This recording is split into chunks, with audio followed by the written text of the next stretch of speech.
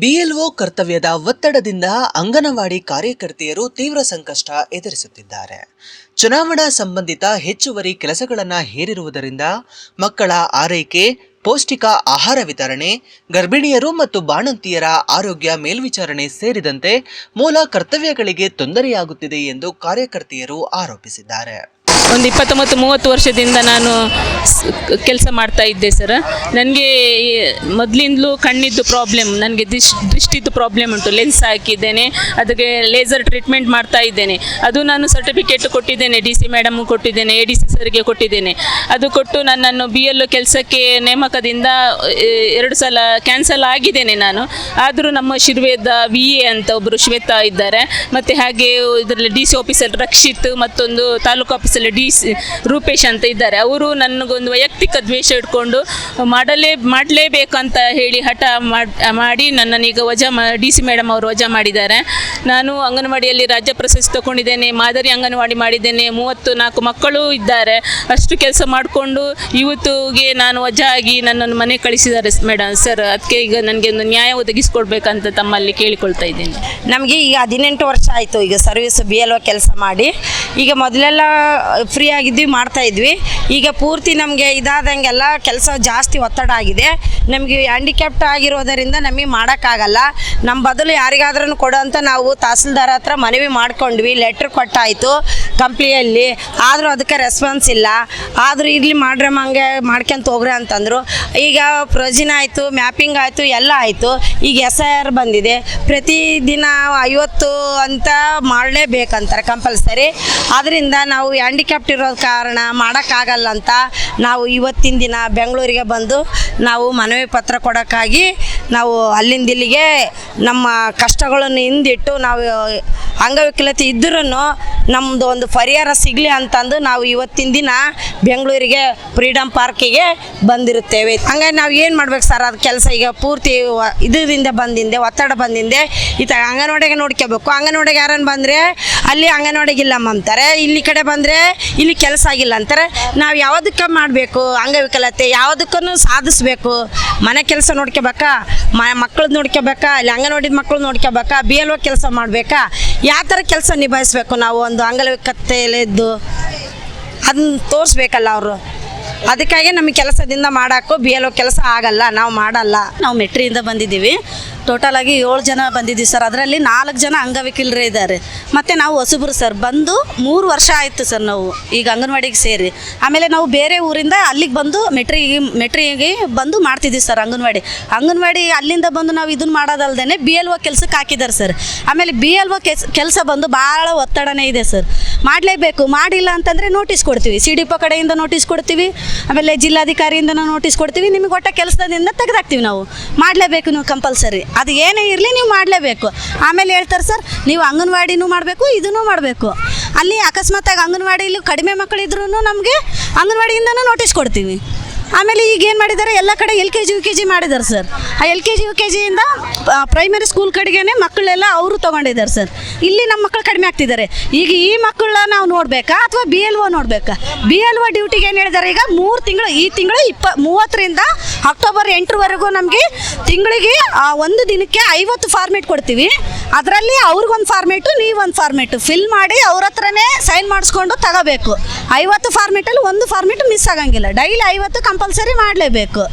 ಹಿಂಗೆ ಹೇಳ್ತಿದ್ದಾರೆ ಸರ್ ಅವರು. ಮಾಡಲಿಲ್ಲ ಅಂದರೆ ನೋಟಿಸ್ ಕೊಡ್ತೀವಿ, ನಿಮಗೆ ಕೆಲಸದಿಂದ ತೆಗೆದಾಕ್ತೀವಿ, ನೀವಿಲ್ಲಾಂದರೆ ಬೇರೆಯವ್ರು ಮಾಡ್ತಾರೆ ಅಂತ ಹೇಳ್ತಿದ್ದಾರೆ ಸರ್. ಈಗ ನಮಗೆ ಮಕ್ಕಳೇ ಕಡಿಮೆ ಆಗಿದ್ದಾರೆ. ಈಗ LKG UKG ಪ್ರೈಮರಿ ಸ್ಕೂಲ್ ಕಡೆ ಮಾಡಿದ್ರಿಂದ ಅಲ್ಲಿ ಕಡಿಮೆ ಆಗಿದ್ದಾರೆ. ನಾವು ಆ ಮಕ್ಕಳನ್ನ ಚೆನ್ನಾಗಿ ನೋಡ್ಕೊಂಡ್ರೆ ಅಲ್ಲ ಈ ಬೇರೆಯವರೆಲ್ಲ ನಮ್ಮ ಅಂಗನವಾಡಿ ಕಳಿಸೋದು. ಈಗ ಇಲ್ಲಿ ಮಕ್ಕಳು ಕಡಿಮೆ ಆದರೆ ನಮ್ಮನ್ನ BLO ಕೆಲಸಕ್ಕೆ ಮಾಡ್ರಿ ಅಂತ ಹೇಳ್ತಿದ್ದಾರೆ. ಈಗ 3 ತಿಂಗಳು ಕನಿಷ್ಠ ಆಗುತ್ತೆ ನಮಗೆ.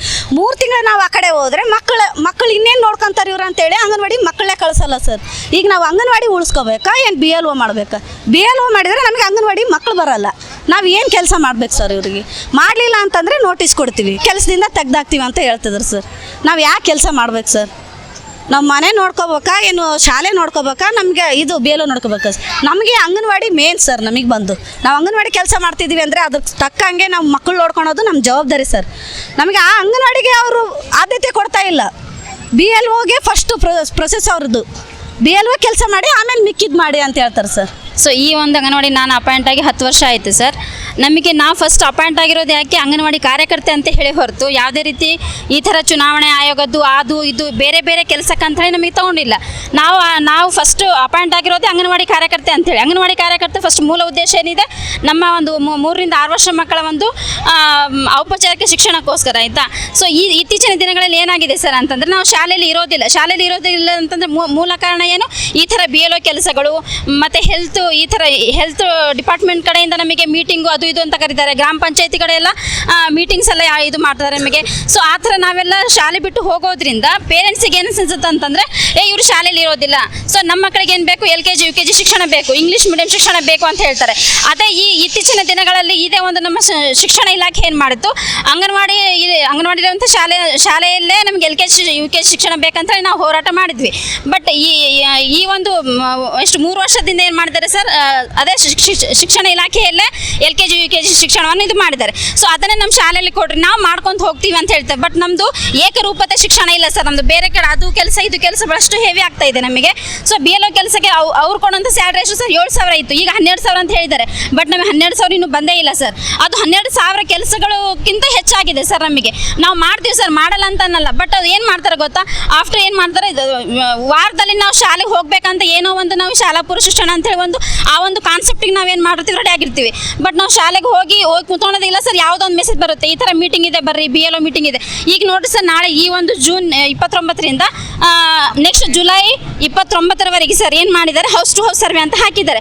ಸೊ ಒಂದು ದಿನಕ್ಕೆ ಎಷ್ಟು 50 ಫಾರ್ಮೆಟ್ನ EO ಫಾರ್ಮೆಟ್ನ ಇದು ಮಾಡ್ಬೇಕಂತ ಹೇಳಿ ಸರ್, ಅದನ್ನ ಸಬ್ಮಿಟ್ ಮಾಡಿ SIR ಮಾಡ್ಬೇಕಂತ ಹೇಳಿದ್ದಾರೆ. ಬಟ್ ಅದರಲ್ಲಿ ಎಷ್ಟು ಪ್ರಾಬ್ಲಮ್ಸ್ ಆಗ್ತದೆ ಅಂತಂದರೆ, ನಾವಲ್ಲಿ ಫೀಲ್ಡಲ್ಲಿ ಇಳಿದಾಗ ಮಾತ್ರ ಗೊತ್ತಾಗುತ್ತೆ ಸರ್. ಇಲ್ಲಿ ಅಧಿಕಾರಿಗಳು ಕುಂತು ಹೇಳ್ತಾರೆ ನಮಗೆ ಮಾಡ್ರಿ ಅಂತೇಳಿ, ಓಕೆ ಮಾಡ್ತೀವಿ. ಬಟ್ ಅದರಿಂದ ಆಗುವಂಥ ನಮಗೆ ಸಮಸ್ಯೆಗಳೇನಾಗ್ತವೆ, ಆ ಸಮಸ್ಯೆಗಳನ್ನು ಯಾರು ಸರ್ ಅದನ್ನು ಇದು ಮಾಡೋದು, ಫೇಸ್ ಮಾಡೋದು? ನಾವಲ್ಲಿ ಲೋಕಲ್ ಆಗಿ ಸಾರ್ವಜನಿಕರಿಂದ ಏನೇನು ಸಮಸ್ಯೆ ಬರುತ್ತೆ ನಾವು ಅದನ್ನು ಫೇಸ್ ಮಾಡಬೇಕು ಹೊರತು ಯಾವುದೇ ಅಧಿಕಾರಿಗಳು ಬಂದು ನಮ್ಮ ಕೆಲಸಕ್ಕಾಗಲಿ ಸರ್, ನಮ್ಮ ಒಂದು ವೈಯಕ್ತಿಕ ಸಮಸ್ಯೆಗಳು ಬರುವಂಥ ಸಮಸ್ಯೆಗಳನ್ನ ಯಾರು ಬಂದು ನಿಂತ್ಕೊಳೋದಿಲ್ಲ ಸರ್, ಆಯಿತಾ. ಸೊ ಈ ಒಂದು ಏನಾದರೂ ನಾವು ಮಾಡೋಂಗಿಲ್ಲ ಅಂತಂದ್ರೆ ಏನು ಮಾಡ್ತಾರೆ, ಸೊ ನಾನು ಹ್ಯಾಂಡಿಕ್ಯಾಪ್ಟ್ ಇದ್ದೀನಿ ಸರ್. ನಮ್ಮಂಗೆ ಭಾಳಷ್ಟು ಜನ ಹ್ಯಾಂಡಿಕ್ಯಾಪ್ಟ್ ಇದ್ದಾರೆ, ಪ್ರೆಗ್ನೆಂಟ್ ವುಮೆನ್ಸ್ ಇದ್ದಾರೆ, ಬೇರೆ ಒಂದು ರೀತಿ ಆರೋಗ್ಯ ಸಮಸ್ಯೆ ಇರುವಂಥ ಭಾಳಷ್ಟು ಜನ ಇದ್ದಾರೆ ಸರ್, ವೃದ್ಧಾಪ್ಯರು ಇದ್ದಾರೆ. ಬಟ್ ಅವ್ರು ಏನು ಮಾಡ್ತಾರೆ, ನಮಗೆ ನಮ್ಮ ಒಂದು ತಹಶೀಲ್ದಾರ್ ಮಟ್ಟದಲ್ಲಿ ನಾವು ಹೋಗ್ತೀವಿ ಸರ್, ತಾಲೂಕು ಮಟ್ಟದಲ್ಲಿ ಹೋಗಿ ನಮ್ಮ ಕೈಲಿ ಆಗೋದಿಲ್ಲ ಅಂತ ಹೇಳಿ ನಾವೇನಾದರೂ ಹೋಗಿ ನಮಗೆ ಆಗಲ್ಲ ಸರ್, ನಾವು ಮಾಡಲ್ಲ ಅಂತ ಹೇಳಿ ಏನಾದರೂ ರಾಜೀನಾಮೆ ಕೊಡೋಕೆ ಹೋದ್ರೆ ಅವ್ರೇನಂತಿದ್ದಾರೆ, ಬರೀ BLO ಕೆಲಸಕ್ಕೆ ಅಷ್ಟೇ ಅಲ್ಲ, ಈವನ್ ಅಂಗನವಾಡಿ ಕೂಡ ರಾಜೀನಾಮೆ ಕೊಟ್ಟು ಹೋಗ್ರಿ ಅಂತ ಹೇಳ್ತಾರೆ. ಇದು ಯಾವ ಲೆಕ್ಕ ಸರ್, ಇದು ಯಾವ ಕಾನೂನು? ಯಾಕಂದ್ರೆ ನಾವು ಅಂಗನವಾಡಿ ಕೆಲಸ ಮಾಡ್ತೀನಿ ಅಂತ ಬಂದಿದ್ದೇನೆ ಹೊರತು BLO ಕೆಲಸ ಮಾಡ್ತೀನಿ ಅಂತ ನಾನು ಬಂದಿಲ್ಲ.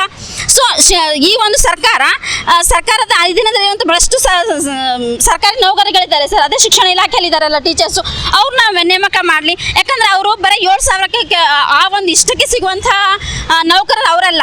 ಇದೇ ಮೊನ್ನೆ ಏನು ಮಾಡಿ ಸರ್, ಅವರು ಯಾವುದು ಜನಗಣತಿ ಮಾಡಿದ್ರು, ಎಷ್ಟು ಕೊಟ್ಟರು, 25,000 ಕೊಟ್ಟರು. ಏನು ತಿಂಗಳ ಮಧ್ಯೆ ಮಾಡುವಂಥ ಇದಕ್ಕೆ ಬರೀ 25,000 ಕೊಟ್ಟಿದ್ದಾರೆ ಸರ್. ನಾವು ವರ್ಷ ಪೂರ್ತಿ ಮಾಡ್ತೀವಿ, ವರ್ಷ ಪೂರ್ತಿ ಬರೋ ಒಂದೇ ಕೆಲಸ ಬರಲ್ಲ ಸರ್. ಆ ಸರ್ವೆ ಈ ಸರ್ವೆ ಅಂತ ಬರ್ತದೆ, ಫಾರ್ಮೆಟ್ಗಳನ್ನ ಅಪ್ಡೇಟ್ ಮಾಡುವಂಥ ಬರ್ತದೆ. ಫಾರ್ಮೆಟ್ 6B ಅಂತ ಮಾಡಿದ್ರು ಲಾಸ್ಟ್ ಟೈಮ್ ಸರ್, ಏನೋ ಆಧಾರ್ ಕಾರ್ಡ್ ಸೀಡಿಂಗ್ ಮಾಡಂತ ಹೇಳಿದ್ರು. ಅದಕ್ಕೂ ಅಮೌಂಟ್ ಕೊಡ್ತೀವಿ ಅಂದ್ರೆ ಅದಕ್ಕೂ ಅಮೌಂಟ್ ಕೊಡಲೇ ಇಲ್ಲ. ಈ ಥರ ಏನಂತಂದ್ರೆ ನಮಗೆ ಬರೀ 7,000 ಇದ್ರಂತ ಇಷ್ಟೆಲ್ಲ ಕೆಲಸ ನಾವು ಅಂಗನವಾಡಿ ಕೆಲಸ ಮಾಡಬೇಕಾ, ಅಥವಾ BLO ಕೆಲಸ ಮಾಡಬೇಕಾ, ಅಥವಾ ನಮ್ಮ ಒಂದು ವೈಯಕ್ತಿಕ ಜೀವನ ಅಂತ ಇರುತ್ತೆ ಸರ್. ನಾವೊಂದು ಮನುಷ್ಯರು, ನಮಗೊಂದು ಮನುಷ್ಯತ್ವ ಅಂತ ಇರುತ್ತೆ, ಸ್ವಲ್ಪ ಮಾನವೀಯತೆ ನಮ್ಮ ಮೇಲೆ ತೋರಿಸಲಿ ಅದನ್ನು ಅಷ್ಟೇ. ಕಾನೂನಿಗೆ ನಾವು ಭಾಳಷ್ಟು ಮೊರೆ ಹೋಗೋದೇನೆಂದರೆ ಇದೇ ನಮ್ಮ ರಿಕ್ವೆಸ್ಟು. ನಮ್ಮ ಮೇಲೆ ಹೊರೆ ಜಾಸ್ತಿ ಆಗ್ತಾ ಇದೆ, ಆ ಹೊರೆನೂ ಸ್ವಲ್ಪ ನಮಗೆ ಕಡಿಮೆ ಮಾಡಬೇಕಷ್ಟೇ ಹೊರತು, ನಮಗೆ 3 ರಿಂದ 6 ವರ್ಷ ಮಕ್ಕಳಿಗೆ ಶಾಲಾ ಪೂರ್ವ ಶಿಕ್ಷಣ ಕೊಡುವಂಥದ್ದು ಒಂದು ಉದ್ದೇಶಕ್ಕೋಸ್ಕರ ನಾವು ಅಲ್ಲಿ ನೇಮಕ ಆಗಿದ್ದೀವಿ ಅಂತಂದರೆ ಅದನ್ನು ನಮಗೆ ಮಾಡಕ್ಕೆ ಬಿಡ್ರಿ. ನಾವು ABCD ಎಲ್ಲ ಕಲಿಸ್ತೀವಿ ಸರ್, ನಾವು ಬೇರೆ ಕಾನ್ವೆಂಟ್ಗಿಂತ ಹೆಚ್ಚಾಗಿ ಕಲಿಸುವಂಥ ನಮ್ಮಲ್ಲಿ ಇದೆ. ಸೊ ನಮಗೆ ಆ ಒಂದು ನೇರವನ್ನು ಏನಿದೆ, ಒಂದೇ ಏಕಮುಖ ಶಿಕ್ಷಣವನ್ನು ನಮಗೆ ಅಷ್ಟೇ ಅವಕಾಶ ಮಾಡಿಕೊಡೋಕ್ಕೆ ನಾನು ರಿಕ್ವೆಸ್ಟ್ ಮಾಡ್ಕೊತೀನಿ ಸರ್. ಈ ಹಿನ್ನೆಲೆಯಲ್ಲಿ ಕರ್ನಾಟಕ ರಾಜ್ಯ ಅಂಗನವಾಡಿ ನೌಕರರ ಸಂಘದ ನೇತೃತ್ವದಲ್ಲಿ ಬೆಂಗಳೂರಿನ ಫ್ರೀಡಂ ಪಾರ್ಕ್ನಲ್ಲಿ ಸಾವಿರಾರು ಅಂಗನವಾಡಿ ಕಾರ್ಯಕರ್ತೆಯರು ಪ್ರತಿಭಟನೆ ನಡೆಸಿದರು. ಜಿಂದಾಬಾದ್ ಜಿಂದಾಬಾದ್ 50 ವರ್ಷ ಮೇಲ್ಪಟ್ಟ BLOಗಳನ್ನು ಕೂಡಲೇ ಕೈಬಿಡಿ. ಚುನಾವಣಾಧಿಕಾರಿಗಳು ಸಂಜೆ ಸಮಯದಲ್ಲಿ ಸಭೆಗಳನ್ನು ನಡೆಸಬಾರದು. ಫೋರ್ಜರಿ ಮಾಡುವುದನ್ನು ಕೈಬಿಡಿ. ಬೇಕೇ ಬೇಕು, ಬೇಕೇ ಬೇಕು. ಅಂಗನವಾಡಿ ನೌಕರನ್ನ ದುರುಪಯೋಗಪಡಿಸುವ ಚುನಾವಣಾ ಆಯೋಗಕ್ಕೆ ಧಿಕ್ಕಾರ. ಸುಳ್ಳು ದಾಖಲೆಗಳನ್ನು ಸೃಷ್ಟಿಸಲು ಒತ್ತಡ ಹೇರುತ್ತಿರುವ ಚುನಾವಣಾ ಆಯೋಗಕ್ಕೆ ಧಿಕ್ಕಾರ. ಅಂಗನವಾಡಿ ನೌಕರನ್ನ ಮಾನಸಿಕ ಕಿರುಕುಳ ಕೊಡುತ್ತಿರುವ ಚುನಾವಣಾ ಆಯೋಗ BLO ಕೆಲಸದಿಂದ ಕೈ ಬಿಡಲೇಬೇಕು. ಅಂಗನವಾಡಿ ನೌಕರಿಗೆ BLO ಕೆಲಸ ಬೇಡವೇ ಬೇಡ. ಅಂಗನವಾಡಿ ನೌಕರನ್ನು ಸಮಾಜದ ಮುಂದೆ ಅಪರಾಧಿಗಳನ್ನಾಗಿ ಮಾಡುವ ಚುನಾವಣಾ ಆಯೋಗದ ನೀತಿಗೆ ಧಿಕ್ಕಾರ.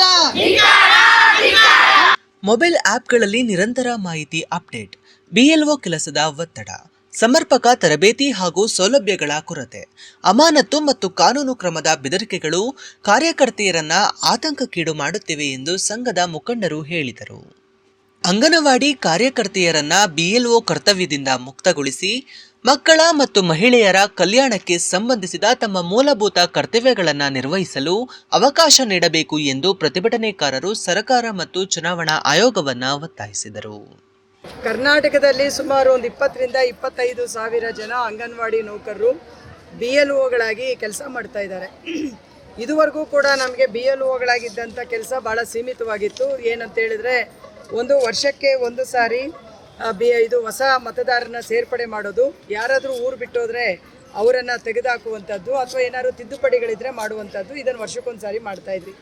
ಈ ಬಾರಿನೂ ಕೂಡ ನಮ್ಮ ಬಹುತೇಕ ಅಂಗನವಾಡಿ ವರ್ಕರ್ಸು ಅದೇ ಥರ ಕೆಲಸ ಅಂತ ಹೇಳಿ ಅವರು ಈ ಕೆಲಸವನ್ನು ಮಾಡಲಿಕ್ಕೆ ಪ್ರಾರಂಭ ಮಾಡಿದರು. ಆದರೆ ಈಗ ಈ ಒಂದು ಮತದಾರರ ತೀವ್ರ ಪರಿಷ್ಕರಣೆ SIR ಅಂತೇಳಿ ಬಂದಿರೋ ಹಿನ್ನೆಲೆ ಒಳಗಡೆ ಸುಮಾರು ಇವತ್ತು ಎಲ್ಲ ಮತದಾರರನ್ನು ಕೂಡ ಮ್ಯಾಪಿಂಗ್ ಮಾಡಿಸ್ಬೇಕು ಅಂತ ಹೇಳಿ ಒಂದು ತಂದಿದ್ದಾರೆ. ಅಂದರೆ ಇಷ್ಟು ದಿನ ಮ್ಯಾಪಿಂಗ್ ಮತ್ತು ಪ್ರೋಜನಿ ಅನ್ನುವಂಥ ಅಂಶಗಳು ಇರಲಿಲ್ಲ, ಬಟ್ ಈಗ ಮ್ಯಾಪಿಂಗ್ ಮತ್ತು ಪ್ರೋಜನಿ ಅನ್ನುವಂಥದ್ದನ್ನು ತಂದಿದ್ದಾರೆ. ಸೊ ಇವತ್ತಿಗೆ 5,86,86,796 ಜನರನ್ನು ಮ್ಯಾಪಿಂಗನ್ನು ಇವತ್ತು ಕಂಪ್ಲೀಟ್ ಮಾಡಲಾಗಿದೆ. ಸೊ ಇದರಲ್ಲಿ ಮತ್ತೆ ಪ್ರೋಜನಿ ಅನ್ನುವಂಥದ್ದನ್ನು ಮಾಡಬೇಕು. ಪ್ರೋಜನಿ ಅಂತ ಅನ್ನೋದಾದರೆ 2002ರಿಂದ ಈಚೆ ಯಾರು ಮತದಾರರಿದ್ದಾರೆ ಆ ಮತದಾರರನ್ನು ದಾಖಲೆಗಳನ್ನು ಪರಿಶೀಲನೆ ಮಾಡಬೇಕು. ಅವರು ದಾಖಲೆ ಪರಿಶೀಲನೆ ಮಾಡಬೇಕಾಗಿಲ್ಲ ಅಂತ ಹೇಳ್ತಾರೆ. ದಾಖಲೆ ಪರಿಶೀಲನೆ ಮಾಡದೆ ಅವರನ್ನು ಆ್ಯಡ್ ಮಾಡೋದು ಹೇಗೆ? ಸೊ ಆ ಥರದ್ದಲ್ಲ ಅದು. ಈಗ 2002 ಅಂತ ಹೇಳಿದ್ರೆ ಯಾರು ಹೊಸದಾಗಿ ಗ್ರಾಮಗಳಿಗೆ ಸೊಸೆಯರಾಗಿ ಬಂದಿದ್ದಾರೆ ಅಥವಾ ಹೊಸ ಮತದಾರರಾಗಿ ಬಂದಿರತಕ್ಕಂಥ ಹೆಣ್ಮಕ್ಳು ಯಾರಿದ್ದಾರೆ ಅವರ 2002ರ ಮೂಲ ದಾಖಲೆಗಳನ್ನು ತರಬೇಕು. ಮೂಲ ದಾಖಲೆ ಅಂದರೆ ಅವರ ತಂದೆ ದಾಖಲೆಯನ್ನು ತರಬೇಕು. ಅವ್ರ ತಂದೆ ಇಲ್ಲ ಅಂದರೆ ಅವರ ಅಜ್ಜಿ ತಾತನ ದಾಖಲೆಗಳನ್ನು ತರಬೇಕು. ಸೊ ಈ ಥರ ಒಂದು ಅಂಶವನ್ನು ಅದರಲ್ಲಿ ಮಾಡಿಬಿಟ್ಟಿದ್ದಾರೆ.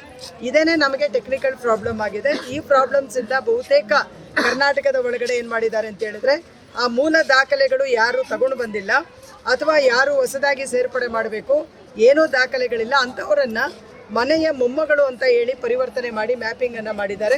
ಸೊ ಇದು ತುಂಬಾ ಒಂದು ರೀತಿಯ ಹೇಳ್ಬೋದಾದರೆ ಕಾನೂನು ಬಾಹಿರ ಅಂತ ಹೇಳ್ಬೋದು. ಆದರೆ ಈ ಕಾನೂನು ಬಾಹಿರ ಕೆಲಸಕ್ಕೆ ಉತ್ತೇಜನ ಕೊಟ್ಟವರು ಯಾರು ಅಂತ ಹೇಳಿದರೆ ಸ್ಥಳೀಯ ಚುನಾವಣಾ ಅಧಿಕಾರಿಗಳೇ ಇದನ್ನು ಎನ್ಕರೇಜ್ ಮಾಡಿದ್ದಾರೆ.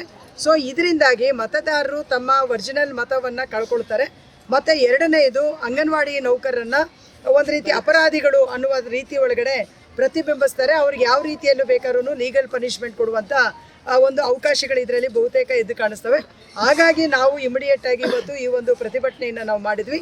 ಆ್ಯಕ್ಚುಲಿ ನಾವು ಇದಕ್ಕೆ ಪ್ರತಿಭಟನೆ ಅಂತ ಹೇಳಿಲ್ಲ, ಚುನಾವಣಾ ಆಯೋಗದ ಇವರ ಹತ್ರ ಹೋಗಿ ಆಯುಕ್ತರ ಹತ್ರ ಹೋಗಿ ನಮ್ಮ ಕಷ್ಟಗಳನ್ನು ಹೇಳ್ಕೊಡ್ಬೇಕು, ನಾವು ಸಾಮೂಹಿಕ ಮನವಿ ಪತ್ರವನ್ನು ಕೊಡ್ತೇವೆ ಅಂತ ಹೇಳಿ ನಾವು ಬೆಳಗ್ಗೆ ಚುನಾವಣಾ ಆಯೋಗದ ಕಚೇರಿ ಹತ್ರ ಹೋಗಿದ್ವಿ. ಆದರೆ ಅವರು ಪೊಲೀಸ್ ಶಕ್ತಿಯನ್ನು ಉಪಯೋಗ ಮಾಡಿ ನಮ್ಮನ್ನು ಅಲ್ಲಿ ನಿಲ್ಲಕ್ಕೆ ಬಿಟ್ಟಿಲ್ಲ ಅಥವಾ ಮನವಿಯನ್ನು ಒಳಗಡೆ ಹೋಗ್ಲಿಕ್ಕೂ ಕೂಡ ನಮ್ಮನ್ನು ಬಿಡಲಾರದೆ ಈ ಕಡೆ ತೊಗೊಂಡು ಬಂದು ಇಲ್ಲಿ ಹಾಕಿದ್ದಾರೆ. ಇದು ಫ್ರೀಡಮ್ ಪಾರ್ಕಲ್ಲಿ ನಿಮಗೆ ಗೊತ್ತಿದೆ, ಇಲ್ಲಿ ಇಷ್ಟು ಬಿಸಿಲಿದೆ, ಆಮೇಲೆ ನಾವು ಪೆಂಡಾಲ್ ಹಾಕ್ಸಿಲ್ಲ, ಮೈಕ್ ಹಾಕ್ಸಿಲ್ಲ, ಈ ಥರದ ಒಂದು ಇದ್ರೊಳಗಡೆ ನಾವು ಒಂದು ಈಗ ಪ್ರತಿಭಟನೆಯಾಗಿ ಪರಿವರ್ತನೆ ಆಗಿರುವಂಥ ಈ ಪ್ರತಿಭಟನೆಯನ್ನು ನಾವು ಮಾಡ್ತಾ ಇದ್ದೇವೆ. ಪ್ರತಿಭಟನೆಗೆ ಇಳಿದ ಮೇಲೆ ಆಯುಕ್ತರು ಮಾತುಕತೆಗೆ ಕರೆದಿದ್ರು, ನಾವು ಹೋಗಿದ್ವಿ. ಅವರು ಹೇಳ್ತಾರೆ ಮನವಿ ಸಲ್ಲಿಕೆ ಅಂತೇಳಿ ಮನವಿ ಸಲ್ಲಿಸಿದ್ವಿ.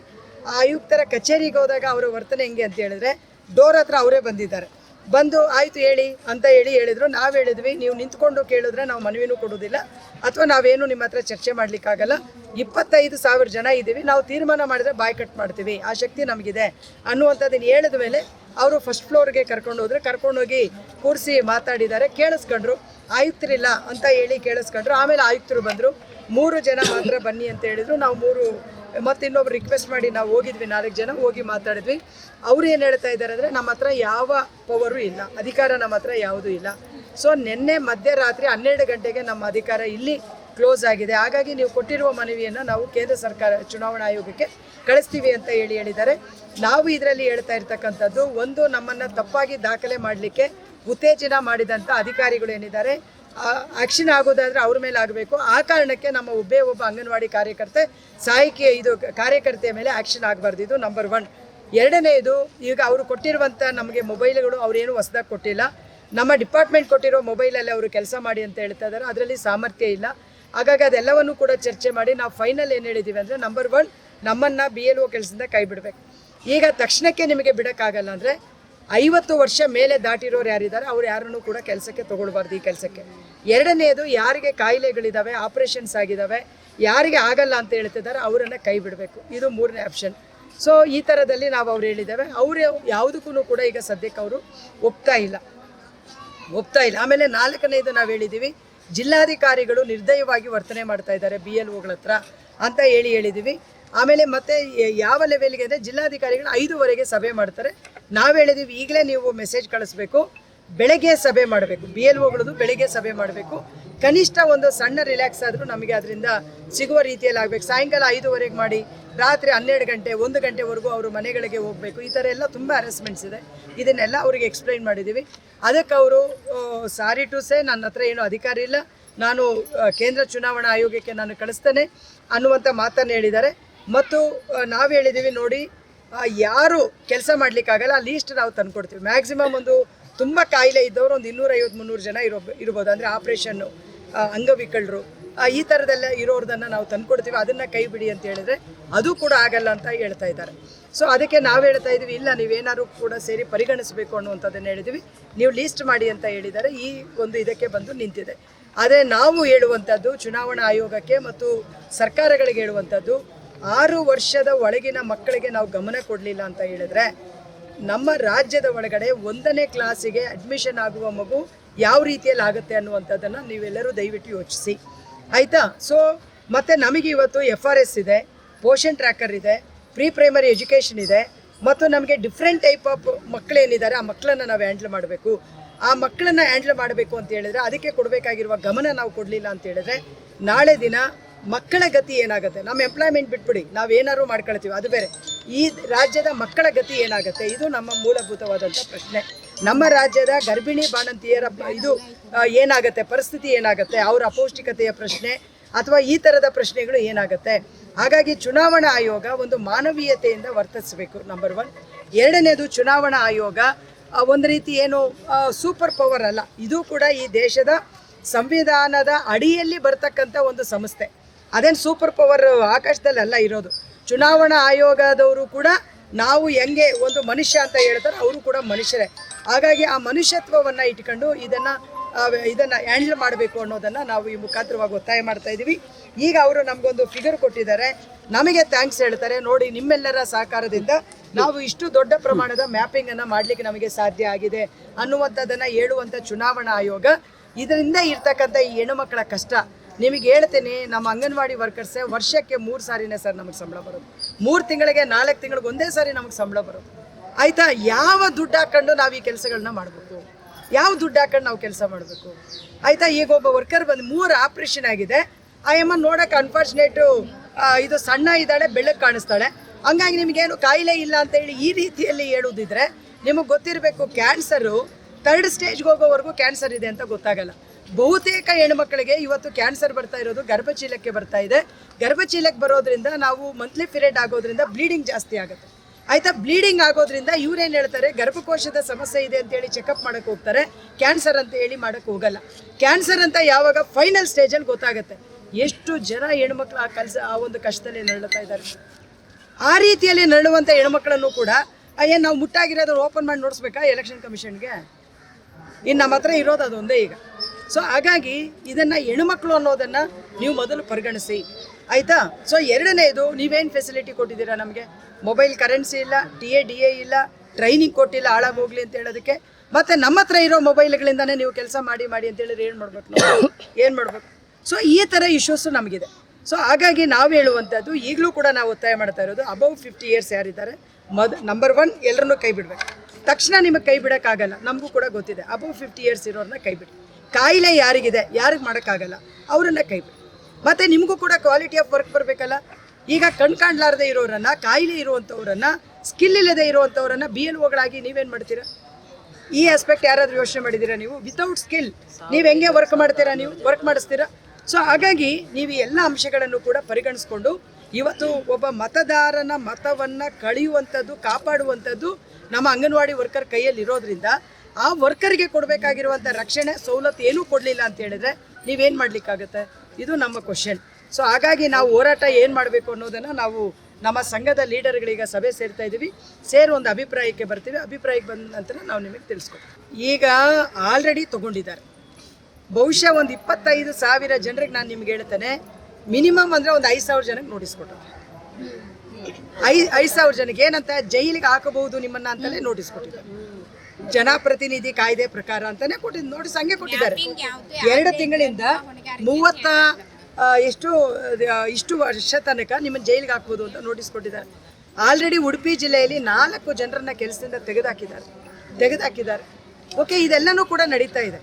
ಆದರೆ ನಾವು ಜಗ್ಗಲ್ಲ, ನಾವು ವಿನಂತಿ ಮಾಡ್ತಾ ಇದ್ದೀವಿ, ಚುನಾವಣಾ ಆಯೋಗದ ಹತ್ರ ವಿನಂತಿ ಮಾಡ್ತಾ ಇದ್ದೇವೆ. ಓಕೆ, ಸೊ ಈಗ ಅದಕ್ಕೆ ನಾವು ಸಭೆ ಸೇರ್ತೀವಿ. ನಮ್ಮೆಲ್ಲ ಜನರದು BLOಗಳದ್ದು ಅಭಿಪ್ರಾಯ ತಗೊಳ್ತೀವಿ. ಏನು ಮೆಜಾರಿಟಿ ಅಭಿಪ್ರಾಯ ಬರ್ತದೆ ಅದರ ಪ್ರಕಾರದಲ್ಲಿ ನಾವು ಮುಂದಿನ ನಡೆಯನ್ನು ನಾವು ತೀರ್ಮಾನ ಮಾಡ್ತೀವಿ.